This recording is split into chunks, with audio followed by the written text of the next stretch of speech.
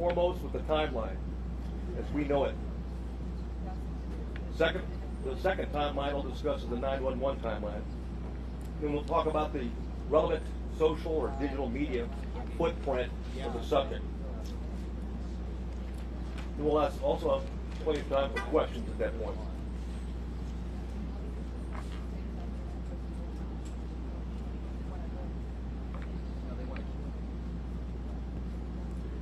At 11:27, we know from video evidence, 11:27, the exterior door suspected of where we knew the shooter entered, Ramos, was propped open by a teacher. 11:28, the suspect vehicle crashes into the ditch, as previously described. The teacher runs to the room 132 to retrieve a phone, and that same teacher walks back to the exit door, and door remains propped open. There were two males, as reported by Regional Director Escalon yesterday. There were two males at a funeral home that when they heard the crash, they went to the crash scene. When they arrived at the crash scene, before they got there, they saw a man with a gun exit the passenger side with a backpack, and they immediately began running. Ramos began shooting at him. Did not hit him.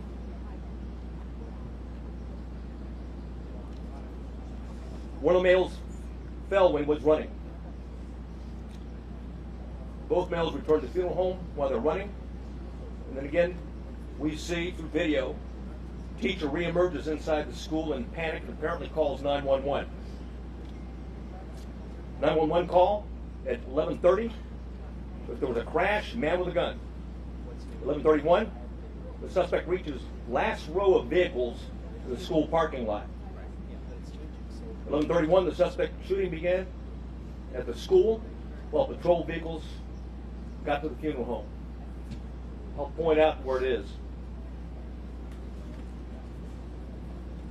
We're clear? Okay, great, thanks. Crash vehicles over here. Suspect hiding behind a vehicle, started walking down, shooting into the classroom. There was a discussion early on that an ISD, consolidated ISD from Uvalde, had officer, was a resource officer, had confronted the subject. That did not happen, as RDS Escalon talked about yesterday. It was certainly stated in preliminary interviews, but often these preliminary interviews and a cursory walkthrough doesn't reveal the type of information, and certainly police officers, like anyone else, under stress, sometimes witnesses get it wrong. But the bottom line is that officer was not on scene, not on campus, but had heard the 911 call with a man with a gun, drove immediately to the area, sped to what he thought was the man with a gun, to the back of the school, what turned out to be a teacher, and not the suspect. In doing so, he drove right by the suspect, who was hunkered down behind a vehicle where he began shooting at the school.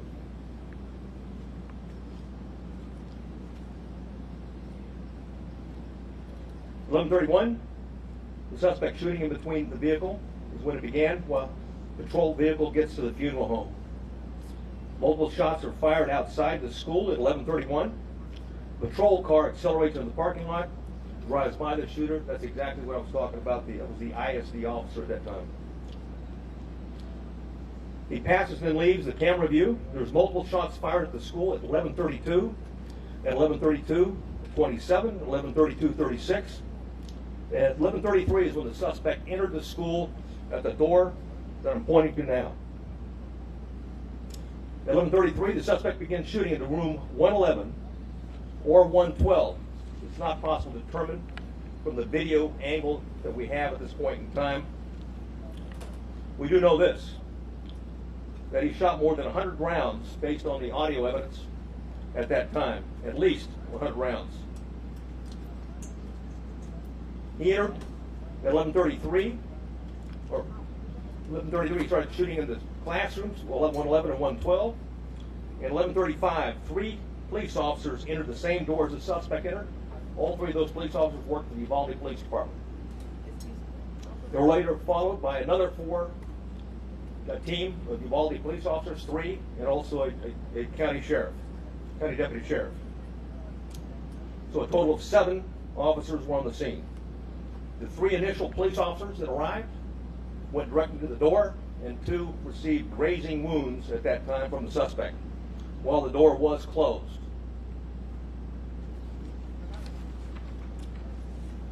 At 11:37, there was more gunfire. Another 16 rounds was fired at 11:37. One at 11:37 and 16 seconds, 11:38, 11:40, 11:44. At 11:51, a police sergeant and USB agents started to arrive. At 12:03, officers continued to arrive in the hallway, and there were as many as 19 officers at that time in that hallway.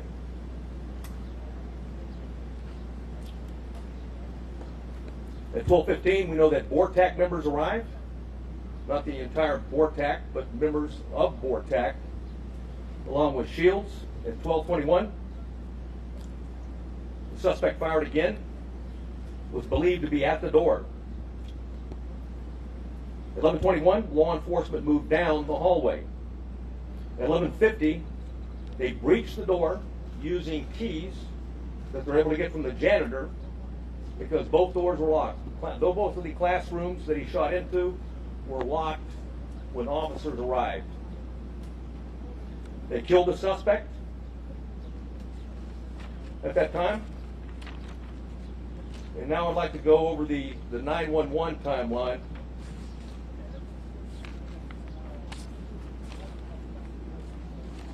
So I warn you, it's not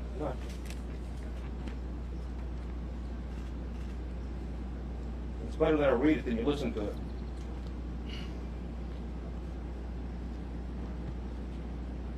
The caller identified, I'll not say her name, but she was in room 112, called 911 at 12:03. The duration of the call was 1 minute and 23 seconds. She identified herself and whispered she's in room 112. At 12:10, she called back in room 12, advised there were multiple dead. 12:13, again she called on the phone. Again at 12:16, she's called back and said there was 8 to 9 students alive. At 12:19, a 911 call was made, and another person in room 111 called. I will not say her name. She hung up when another student told her to hang up. At 12:21, you could hear over the 911 call that 3 shots were fired. At 12:36, 911 call, it lasted for 21 seconds. The initial caller called back, student, child, called back, was told to stay on the line and be very quiet. She told 911 that he shot the door. At approximately 12:43 and 12:47, she asked 911 to please send the police now.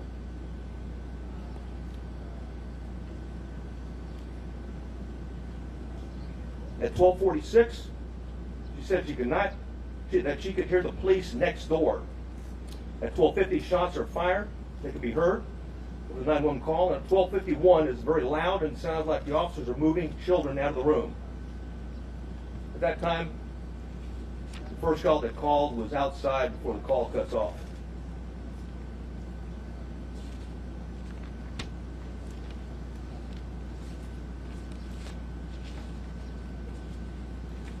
Additional information that we have is that there are 58 total magazines at the school related to the crime scene. 11 of those magazines were inside the school. 3 were on the suspect's body. 2 in room 112, 6 inside room 111. 5 were on the ground, 1 was in the rifle. There were 32 magazines outside the school, but on school property. 1 just outside the school building, and 31 in the suspect's backpack that he did not take into the classrooms with him. There's 15 magazines at the crash site.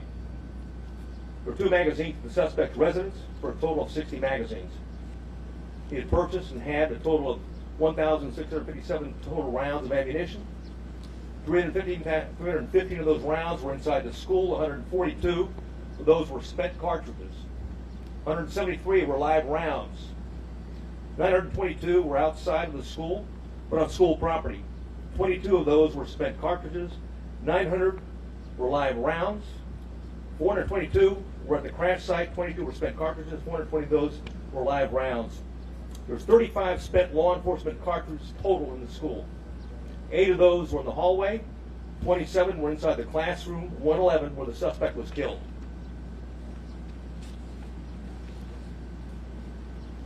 I mentioned that we're going to go over quickly a digital timeline. One of the things we talked about early, and I want to correct something that was said early on in the investigation, is that he posted, okay, on Facebook publicly that he was going to kill that he was going to shoot his grandmother, and secondly after that he he had shot her, and then third that he was going to go shoot up a school. That did not happen. It was actually on a message. It was a Facebook application, messenger application to somebody else that he had a conversation with. We know that through his digital media footprint, and I'll just do it by date time, that Ramos asked his sister to help him buy a gun. She flatly refused. That was in September of 21. I'll avoid some of these and get to he had Instagram, a 4-group chat, and it was discussed that Ramos being a school shooter. That was on February 28th of 2022. On March 1st of 2022, there was an Instagram he had with 4 people. It was a chat. He discussed him buying a gun.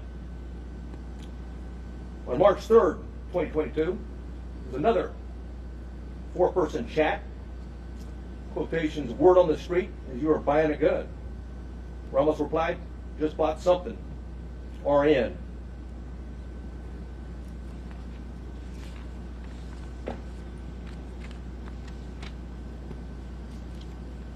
On March 14th, and there was an Instagram posting by the subject, in quotations, 10 more days. The user replied, are you going to shoot up the school or something? The subject replied, no, and stop asking dumb questions and you will see.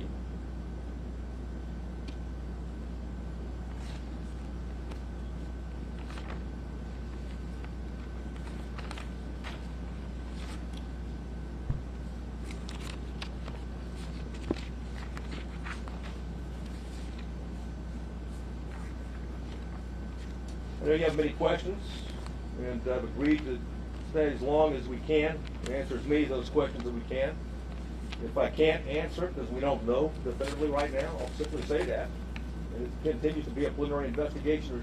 There's, literally, certainly over hundreds of interviews have been conducted, will continue to be conducted, and there's thousands of leads that are being pursued, not consecutively, but concurrently, and thanks to our federal and local partners. And I do want to mention behind me, we've got the FBI Special Agent in charge. We also have an ATF Special Agent in charge, or ASAC, and of course, who else do I got behind? But the Texas Rangers, if there's any specifics that I haven't covered that I might need their particular support on. I do want to cover one thing quickly, though, before I go to questions, and that's some of the questions that we have already received. And one of those is going around now that in fact the subject had been one of the 2 arrested by the Texas Rangers and the local police back in 2018. That's not the case.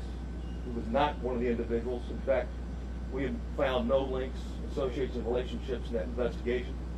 Clearly it was a threat. It was back in 2018. 2 juveniles were charged with attempted or conspiracy to commit capital murder. There's no question that we thought, and we had evidence, and certainly the district attorney agreed, that these juveniles, one 13, one 14 years old, was a threat to Uvalde. And there was a discussion at that time, even the senior year of the one that was 14 years old, which would make it 2022. However, it was not the subject.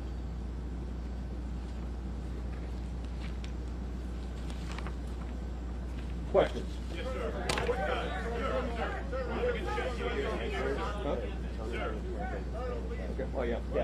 Oh, one thing I want to say, one thing I failed to say is that when we're done, we have Tony Pena with us. He's going to translate into Spanish Okay, what the answers and the questions are afterwards?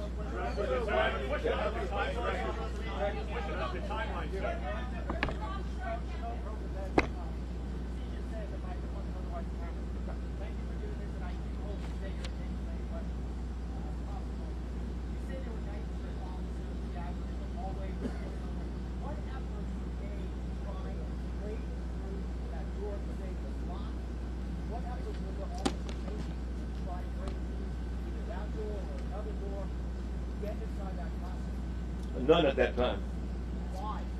The on-scene commander at the time believed that it had transitioned from an active shooter to a barricaded subject. Sir, you have people who are alive, children who are calling 911 saying, please send the police. They are alive. In that classroom, there are lives that are at risk. Hey, we're well aware of that. Right. Yeah. Why was this decision made not to go in and rescue these children? Again, you know, the on-scene commander considered a barricaded subject and that there was time and there were no more children at risk. Obviously, you know, based upon the information we have, there were children in that classroom that were at risk, and it was, in fact, still an active shooter situation and not a barricaded subject.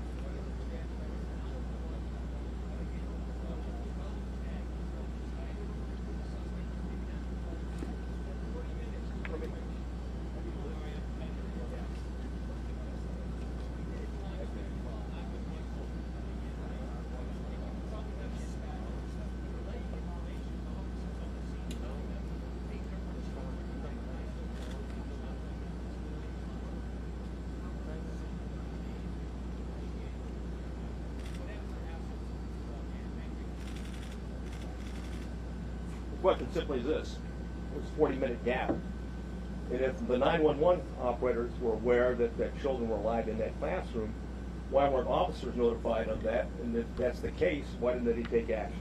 That's the question. And again, I'll go back to the answer for right now, is that it was considered, okay, the decision was made on the scene. I wasn't there.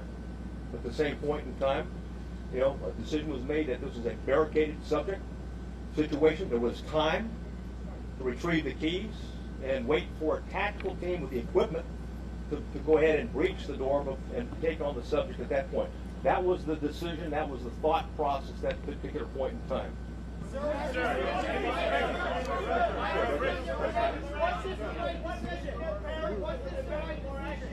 What?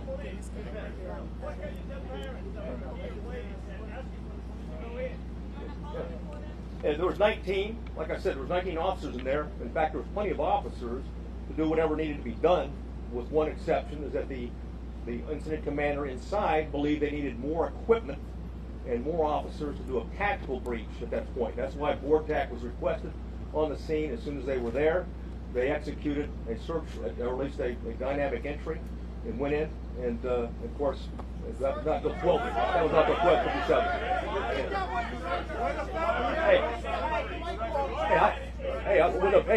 With the benefit of hindsight, stand by, right? I got it. Okay. Hey, from the benefit of hindsight, where I'm sitting now, of course it was not the right decision. It was the wrong decision. Period. There's no excuse for that. But again, I wasn't there, but I'm just telling you, from what we know, we believe there should have been an entry at that as soon as you can. Hey, when there's an active shooter, the rules change. It's no longer, okay, it's no longer a barricaded subject. You don't have time. You don't worry about outer perimeters. And by the way, Texas embraces active shooter training, active shooter certification, and that doctrine requires officers, we don't care what agency you're from, you don't have to have a leader on the scene. Every officer lines up, stacks up, goes and finds where those rounds are being fired at, and keeps shooting until the subject is dead. Period.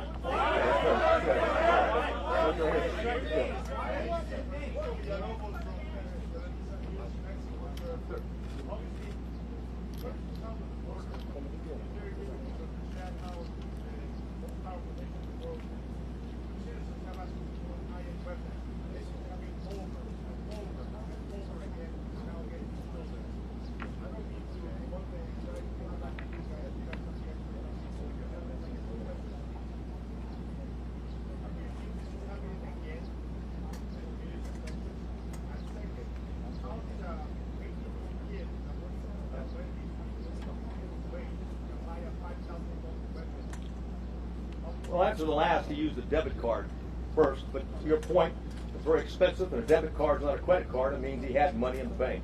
So why and how is being looked at right now. And I'll tell you this, hundreds of more, thousands of more leads are being looked at right now because we haven't answered all the questions.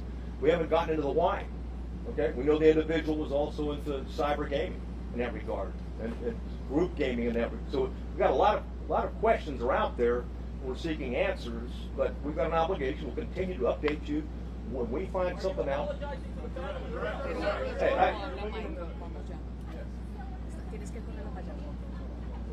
Fer, para allá. No, espera que está Fernando ahí. No, Fer, no. Es así. the Border Patrol agents, the BORTAC agents that were in the building, didn't line up. They're part of the 19 that I talked about, and the entry team, ultimately the entry team that went in. But I can tell you that they were told, just as like as any other officer was told, and others, even command staff that came on board, is that the incident commander at the time was believed that in fact it was a barricaded subject, that we had time, there was no kids at risk.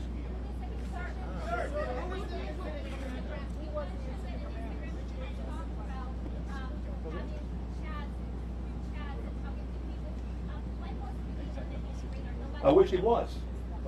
Because then there's no question. And I'll say this right now, but and every time we have one of these, there's copycats, okay?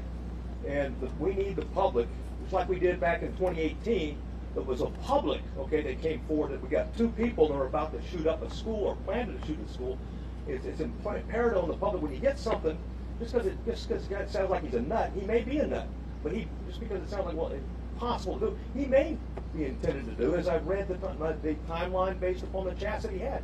So we need everyone, when we have a threat to life like that take it seriously and report it. Because ultimately, this is tragic.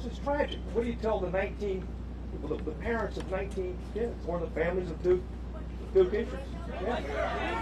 Hey, yes, sir. Yes, sir. Wanted to wait for tactical gear. By 12:15, you had at least 15 officers and shields on scene. Yeah. Yet you did not reach the door until 12:15. Hey, like I said it before, is that, well, first of all, when it comes to an active shooter, you don't have to wait on tactical gear. Plain and simple, you've got an obligation. What I know now, okay, absolutely, it was an active shooter, because you can transition. Keep in mind, in the doctrine, okay, of active shooters, you can transition from an active shooter situation to a barricaded subject or a barricaded with hostage subject.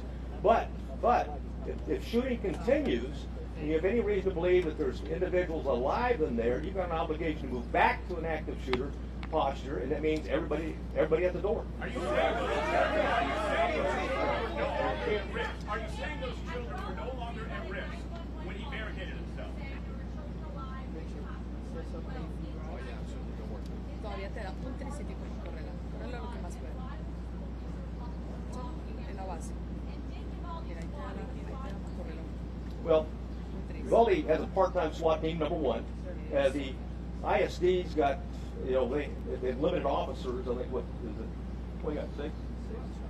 They got 6, yeah. The Consolidated Independent School District has 6 officers, and they didn't have one posted at that location. And someone said, hey, what do you tell the parents? I mean, bottom line is that, or someone talked about, said, when there's kids in the room, why wasn't there an entry? Because it was believed, like I said at the time, that the subject was stationary, barricaded, there was no risk to other children.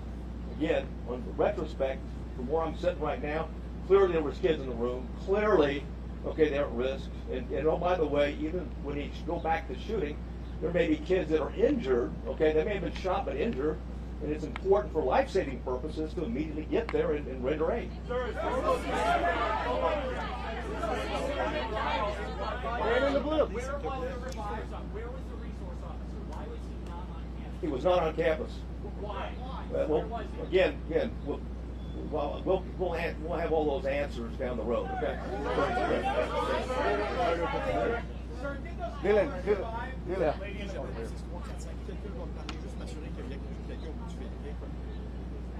Yeah.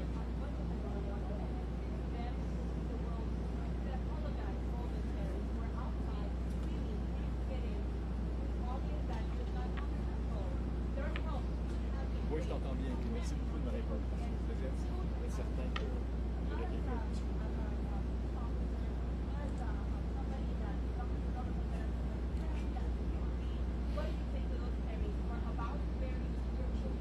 Well, first I want to say that the Consolidated Independent School District officers were there early. There was 4 of them, and they immediately began evacuating the school and did that throughout the process. So keep in mind, so that was going on. What do I say to the parents? I don't have anything to say to the parents other than what had happened. We're not here to defend what happened. We're here to report the facts so they have the facts. Yeah. Hey, bottom line, consultant. Were any of the family members gassed or taped outside the building? I'm sorry? Oh, yeah. I don't have any information on that.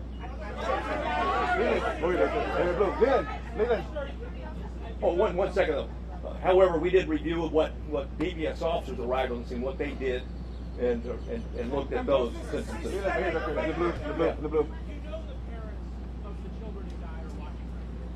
And they're Yeah. hearing you say Oui, on en sait beaucoup plus. that not everything that could possibly have been done as humanly fast as it could be done was done. Are they owed an apology from somebody in the commander and the If I thought it would help, I would apologize. But let me say this. Hey, let me say this. When you go back to the timeline, again, I want to go back and I'm not defending anything, but you go back to the timeline. There was a barrage. Hundreds of rounds were pumped in 4 minutes. Okay, into those 2 classrooms. Then anything else, any firing afterwards was sporadic, and it was at the door. So the belief is that there may not be anybody living anymore, and that the subject is now trying to keep law enforcement at bay or entice them to come in, suicide by contact. I understand that. I reported that.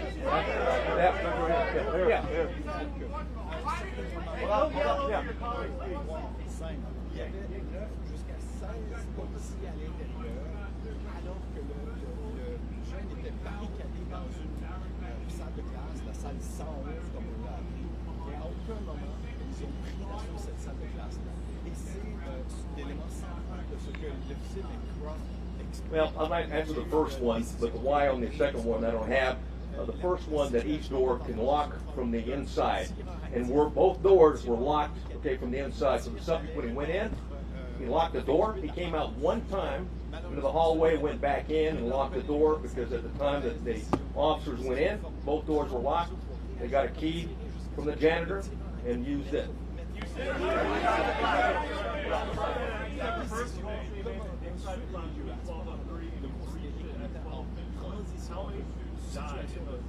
I don't have that answer. We're looking at it right now. Hold on. Il a fait récit d'appel 911, de message sur 911 par des enfants qui appellent les policiers à l'aide. Les policiers viennent nous aider. Les policiers prennent d'assaut la classe. Les enfants le demandaient, je disais. On entendait l'officier McCraw faire des pauses et être tout soudain ému. Il a dit lui-même d'ailleurs, c'est plus facile de lire ces commentaires-là que de les entendre. Si vous les entendiez, ça vous arrache la voix. Donc, à ce moment-ci, il reste encore un certain nombre de questions. L'élément central qui est Forget how about the parents. fondamentalement Y eso explicado en el package. à un certain moment. Those children. Forget about me. Or officers and stuff like that. We take an oath to uphold the law and protect people. And anytime something's tragic like that, we want to know why it happened and if we can do better next time. It's the bottom line. And call it like it is. And it's tragic. Quite frankly, I mean, there shouldn't have been anybody. Ideally, we've been able to identify this guy as a suspect and address it before he even thought about attacking, on the 24th.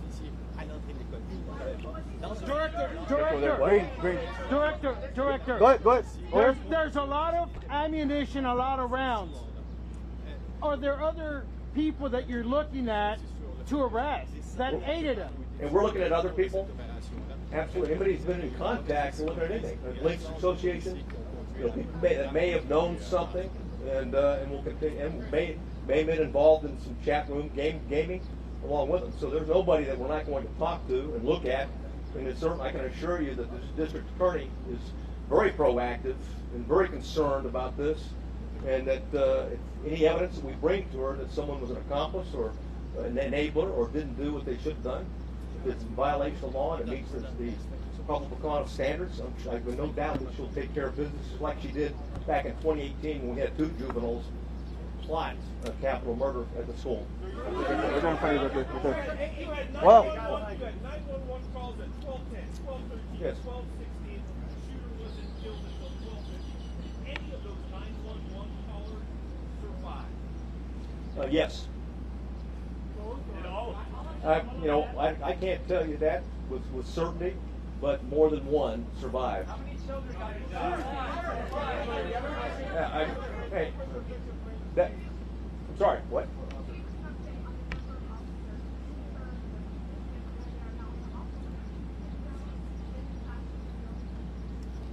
Yes, the windows I'll go backwards, right over here, I'll move over here.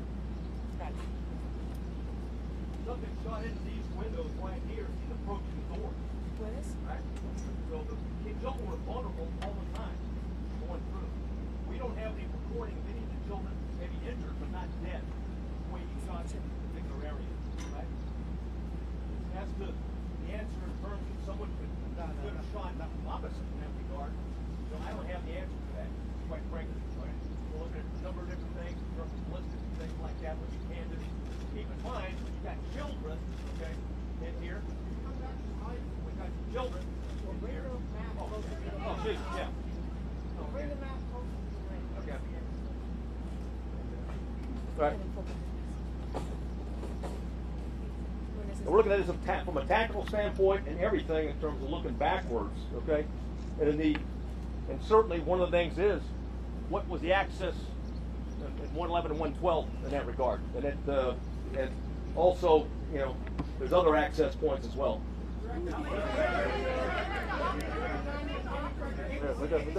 hold on. Let me say one thing. One thing I didn't point out, okay, is that when we've got him going into these rooms, right here's the Jack and Jill restroom between. So not unlike Santa Fe, the classrooms are separated, but they're really connected. So you can move back and forth between those 2 classrooms. Yes, sir. Yes, sir. Was the incident commander receiving the information coming via the 911 call? And if so, why not? And if so, speak to the level of investigation that you're putting into that area. Yeah, that question will be answered, but I'm not going to share the information we have right now. Because I don't have the detailed interview right now. Go ahead, sir. Right there. Yeah, go What ahead. was a barricade situation? Did any police officers go in and get their own kids while the parents were outside? Not that I'm aware of, no. Go ahead, yes, please. How many children called 911 and bills were attached? Did any of those children die? I know for 2 for certain did, and those 2 did not die. Why was that soft open door still soft open even after the incident was occurring with shots being fired in the air? Bottom line is, we reported what happened. That back door was propped open. It wasn't supposed to be propped open. It was supposed to be locked.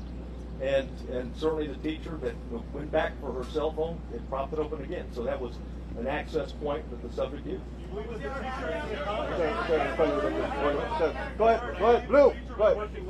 Hold on. You have said in hindsight mistakes were made, and Democratic Congressman is now calling for the FBI to investigate the response here. Yeah. It is going to be held accountable. Well, first of all, we welcome the FBI. There's a reason why there's the FBI special agent in charge behind me right now. They play a vital role. And again, this is about finding facts and reporting facts as quick as we can. It's not about trying to defend, or it's not about trying to assess or even be hypercritical. It's about the facts and sharing whatever we learn on the facts as quick as we can, and be as transparent as we can. Okay, the media, but more importantly, the parents and the public, the citizens of Uvalde. Okay, go ahead, Blue. Go ahead. Hold on, sir. Hold on. Sir, who was the incident commander? The chief of police of the Consolidated Independent School District is the incident commander. And as that person, It's his school. He's the chief of police. Okay. was he on scene? And again, I'm not going to discuss this one. There's an ongoing criminal investigation. These are being investigated and working with the private. I'm not going to get into that. Matt, go ahead. Yeah, Matt.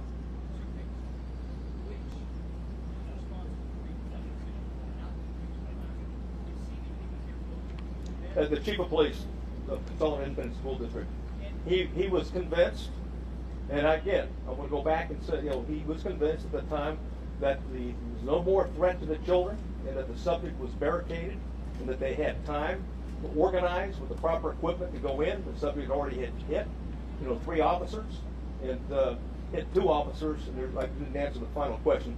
A third, border patrol agent was grazed as well, but no police officer was seriously injured.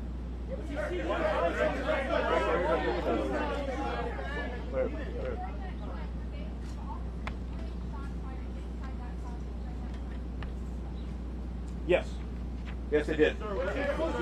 He shot, and I went through the timeline before, where he continued to shoot periodically, sporadically. The last, I think I already gave you the timeline. I'm sure I went through it, but the last time that he shot right before the entry, was he shot at 12:21. So. At the officers or at the children? No, not the children. We don't know yet. We believe it was at the door, is what he fired at. Go ahead, right there. Yes. Hold on.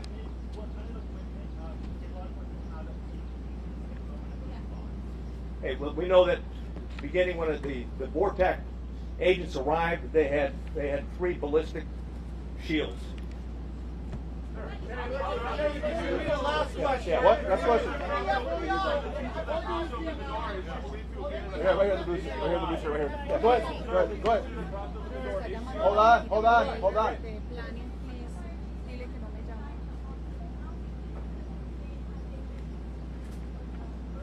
I don't know.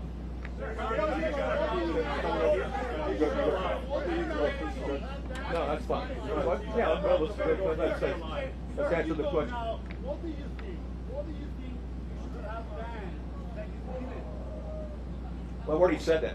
I've already said it. First of all, hey, Texas embraces and teaches, the active shooter doctrine. The active shooter doctrine, as long as there's kids, and as long as there's someone's firing, you go to the gun, you find them, you neutralize them, period. And there's only, there are some nuances with transition to a barricaded subject, also transitioning to a hostage situation. And of course, the decision at the scene was that this is still a barricaded subject that did not go back to an active shooter situation. Go ahead. Yeah. The police chief, and why isn't he here to take our questions? Well, because I'm here to address the latest timeline and facts that we know. You're certainly welcome to reach out to them. Yeah. I defer to. You want to get the question? Okay, hold on. How many children were pulled out? Hold on, sir. Hold on. Sir, you've now been on the scene for several days. With 2 things. One, exactly is your role in this investigation. And you think all this, given that the FBI goes through lengthy efforts to study how to shooter situations like this, do you think this is something that requires an independent investigation by whether a federal agency, by you guys, or someone else? Thank you for the question. So, my name's Oliver Rich. I'm the special agent in charge of the San Antonio division. First, I want to say I understand there are a lot of questions and there's a lot of frustration in the public, and our heart goes out to the families and the victims of this tragedy. I will say our role here remains the same. We are here to assist in this investigation, to provide the support to the community to the best of our ability. We've had 200 people here for over 4 days. We have people working all across the country to support this community and to support this investigation. We are continuing in that vein. We have victim specialists here working with people in the community, and we will continue to do that. If the facts bear out that there is a federal nexus, then the FBI will conduct an appropriate investigation at that time. But for now, we continue in this. to support the Texas Rangers.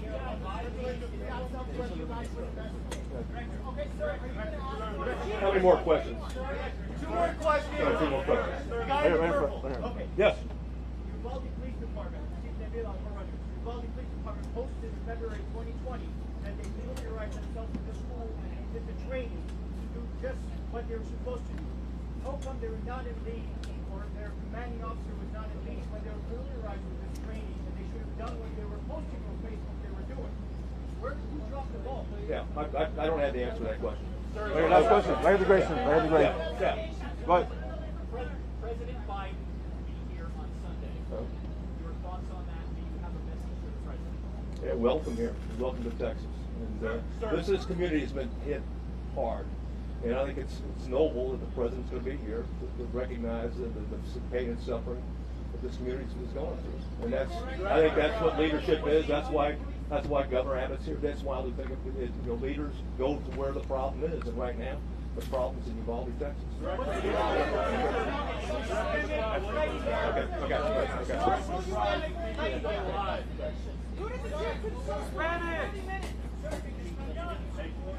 En español. Spanish. Can you leave the map up?